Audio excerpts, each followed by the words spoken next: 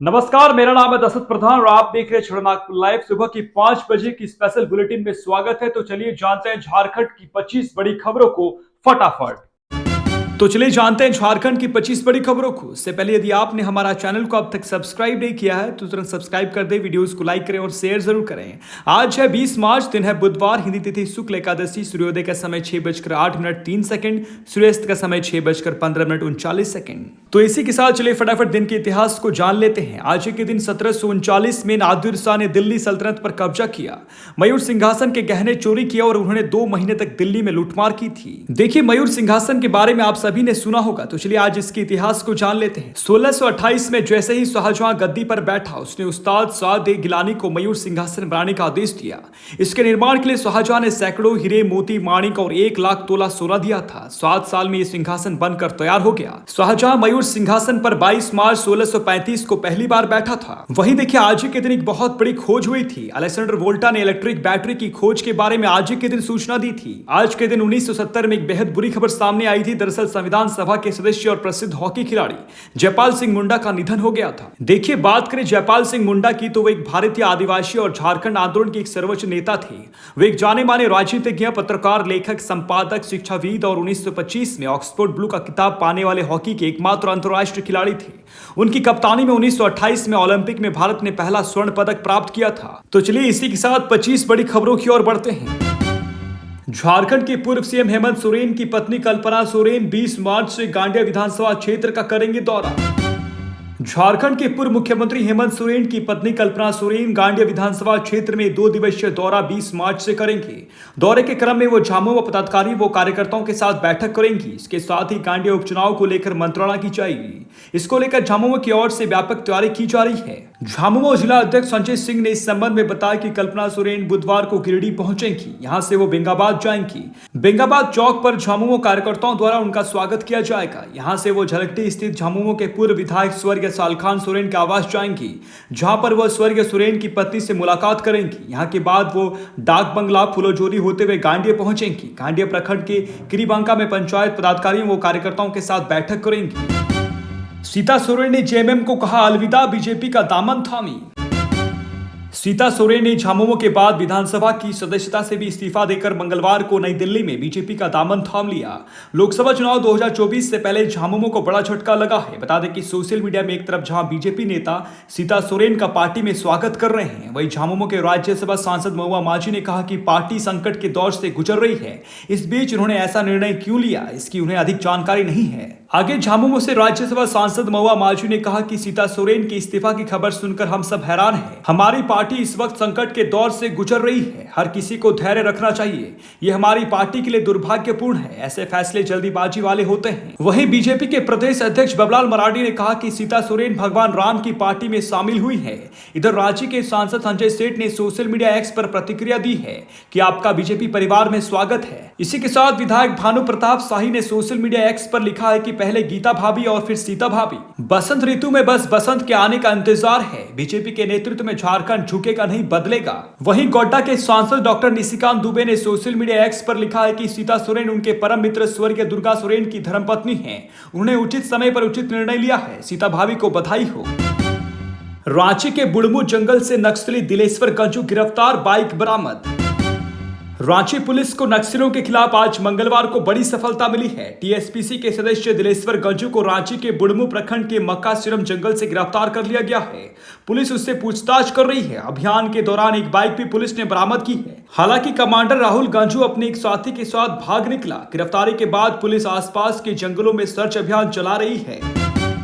झारखंड की नई गृह सचिव बनाई गई वंदना डाडले, अधिसूचना जारी। झारखंड की नई गृह सचिव वंदना डाडले बनाई गई हैं। इसकी अधिसूचना जारी कर दी गई है। लोकसभा चुनाव 2024 को देखते हुए निर्वाचन आयोग ने झारखंड समेत 6 राज्यों के गृह सचिवों को हटाने का निर्देश दिया था। इस आदेश के आलोक में अरवा राजकमल को इस पद से हटा दिया गया था। सीबीआई ने चतरा की अम्रपाली कोल परियोजना के ओवरसियर राम भज्जू व बिचौलिया को 25,000 रुपया घूस लेते किया गिरफ्तार। सीबीआई की टीम ने चतरा से रिश्वत लेते 2 लोगों को दबोचा है। इनसे पूछताछ की जा रही है। झारखंड के चतरा जिले के टंडवा अम्रपाली कोल परियोजना में सीबीआई की रांची टीम ने मंगलवार को भ्रष्ट अधिकारियों पर शिकंजा कसा है।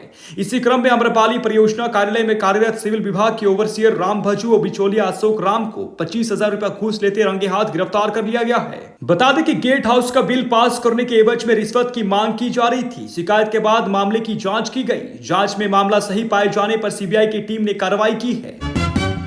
दुमका के चर्चित पेट्रोल कांड में आया फैसला, शाहरुख हुसैन व छोटू उर्फ नईम दोषी करार। 28 मार्च को सुनाई जाएगी सजा।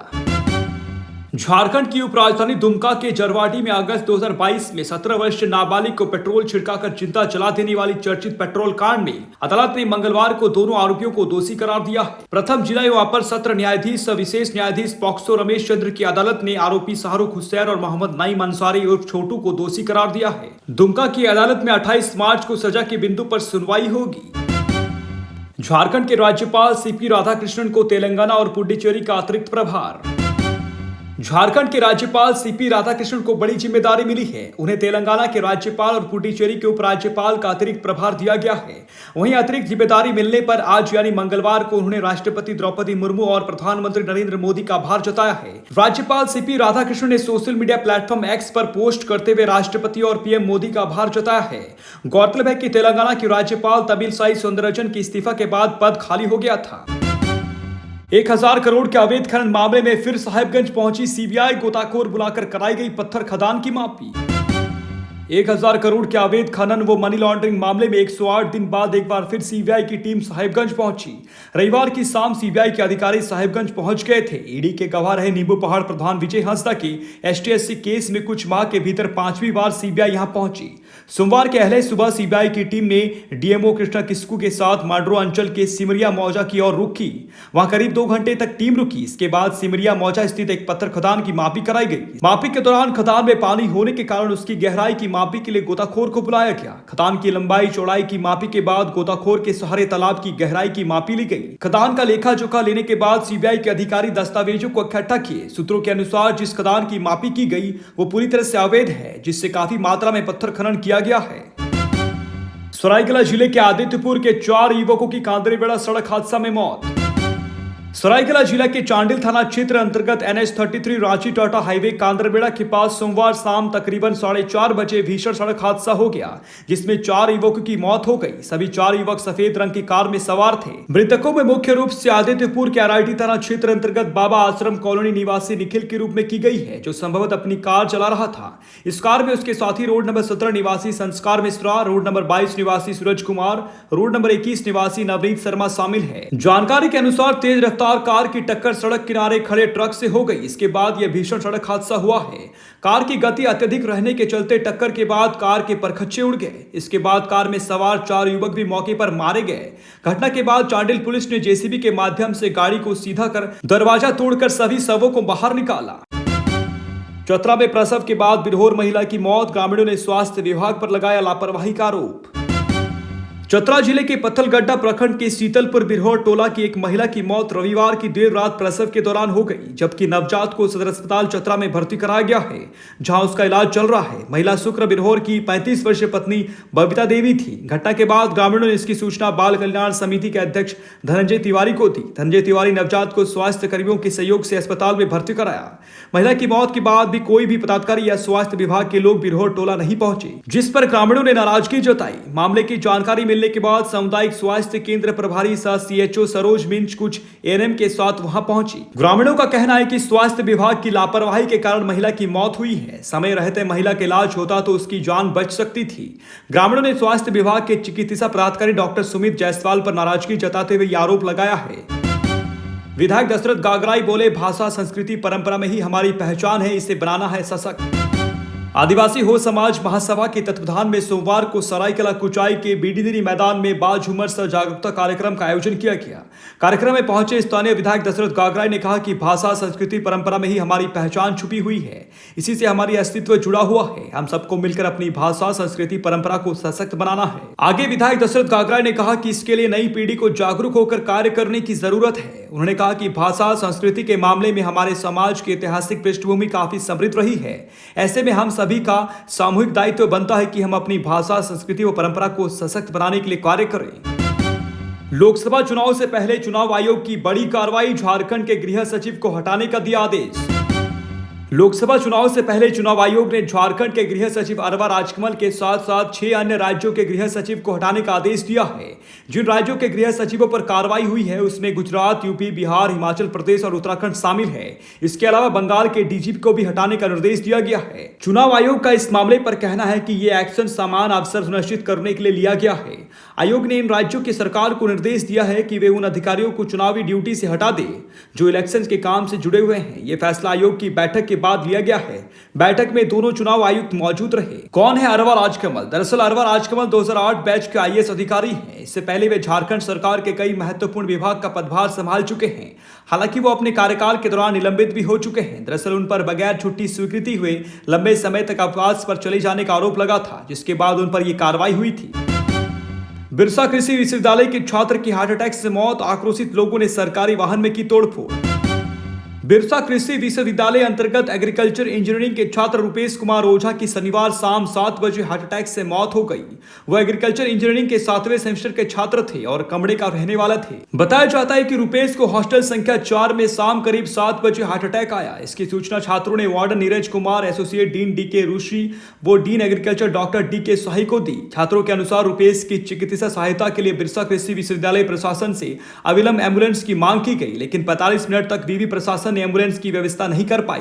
इसके बाद एक 4 पहिया वाहन हॉस्टल भेजा गया। वाहन से अस्पताल ले जाने के दौरान रास्ते में ही उसकी मौत हो गई। रिम्स में चिकित्सकों ने रुपेश को मृत घोषित कर दिया। चिकित्सकों के अनुसार समय पर छात्र को अस्पताल पहुंचाया जाता तो उसकी जान बच सकती थी। इधर इस घटना के बाद गुस्साए छात्रों ने 1:30 बजे कुलपति आवास को घेर लिया और हंगामा किया। वहीं कुछ छात्र कुलपति के आहते में घुस गए और सरकारी वाहन को क्षति पहुंचाने के बाद कार का शीशा तोड़ दिया। देर रात हंगामे की सूचना मिलने पर पुलिस कुलपति आवास पहुंची और छात्रों को समझाने का प्रयास किया, लेकिन वो मानने को तैयार नहीं थे। बाद में एसएसपी के निर्देश पर अतिरिक्त पुलिस बल मंगा गया। काफी समझाने के बाद छात्र शांत हुए। छात्रों का कहना था कि विवि प्रशासन की लापरवाही से रुपेश की जान गई है। छात्रों के शव को पोस्टमार्टम के बाद परिजनों को सौंप दिया गया है। जामताड़ा में भी जेपीएससी की परीक्षा शुरू होने से पहले ही प्रश्न पत्र लीक होने का आरोप। चतरा के बाद जामताड़ा के मिहिजाम में भी 11वें जेपीएससी का प्रश्न पत्र लीक होने की खबर है। मिहिजाम के जेजेएस कॉलेज परीक्षा केंद्र में अभ्यर्थी इसके विरोध में जमकर हंगामा किए। बताया जा रहा है कि जेपीएससी परीक्षा शुरू होने से पहले ही परीक्षार्थियों ने प्रश्न पत्र लीक होने के आरोप में हंगामा किया। परीक्षार्थियों का आरोप है कि परीक्षा शुरू होने से पहले ही प्रश्न पत्र का बंडल खुला गया था, यानी पेपर लीक हो गया है। हालांकि कॉलेज प्रबंधन का दावा है कि समय से शांतिपूर्ण परीक्षा शुरू हो गई। उनका कहना है कि हंगामा कर रहे अभ्यर्थी अभी तक परीक्षा केंद्र में आए ही नहीं। मामले की जानकारी मिलते ही DC Kumud Sahay, DO doctor Gopal Krishna Jha, SDO Anant Kumar सहित अन्य अधिकारी पहुंचे और जांच पड़ताल कर रहे हैं। एक बार फिर बिजली की दर बढ़ाने की तैयारी, अब प्रति यूनिट 9.50 रुपया करने का प्रस्ताव। झारखंड बिजली वितरण निगम लिमिटेड के वित्तीय वर्ष 2024-25 के टैरिफ प्रस्ताव से घरेलू उपभोक्ताओं को झटका लग सकता है। निगम ने वर्तमान दर 6.65 रुपया प्रति यूनिट में 2.85 रुपये की बढ़ोतरी का प्रस्ताव दिया है। अगर यह मंजूर होता है तो प्रति यूनिट दर बढ़कर 9.50 रुपये हो जाएगा। वहीं निगम ने फिक्स चार्ज में भी भारी बढ़ोतरी का प्रस्ताव दिया है। गौरतलब है कि झारखंड विद्युत नियामक आयोग ने इस साल फरवरी में वित्तीय वर्ष 2023-24 के लिए बिजली का टैरिफ की घोषणा की थी, जो 1 मार्च से लागू हो गया है। जेबीवीएनएल द्वारा दिए गए टैरिफ प्रस्ताव में कहा गया कि वित्त वर्ष 2023-24 में 5,460.55 करोड़ रुपए की बिजली खरीद कर आपूर्ति की जा रही है, पर वित्तीय वर्ष 2024-25 में 7,905 करोड़ रुपए की बिजली खरीदी जाएगी। वहीं अन्य खर्चों को मिलाकर कुल 10,502.10 करोड़ रुपए की जरूरत पड़ेगी। टोल फ्री नंबर से आया फोन, हो गई 65,000 की ठगी। साइबर अपराधियों ने जमशेदपुर के कदमा में प्रतीक्षा उपेंद्र से 65,000 रुपए की ठगी कर ली। महिला ने कदमा थाना में लिखित शिकायत दर्ज कराई है। घटना 28 अक्टूबर 2023 की है। महिला ने बताया कि उसने बिष्टुपुर स्थित एक दुकान से मिक्सर खरीदा था। कुछ दिनों के बाद वो खराब हो गया, जिसे बनवाने के लिए वो एक दुकानदार मोहम्मद मुस्तफा के पास गया, जहां दुकानदार ने कहा कि वो इस कंपनी के कस्टमर केयर के टोल फ्री नंबर पर फोन कर ले। उसके बाद उन्होंने टोल फ्री नंबर पर फोन किया, लेकिन फोन कनेक्ट नहीं हो पाया। अगले दिन टोल फ्री नंबर से फोन आया। फर्जी कस्टमर केयर कर्मचारी ने फोन पर महिला से पूरी जानकारी ली। उसके बाद वो उनका और उनके पति का खाता नंबर भी मांग की।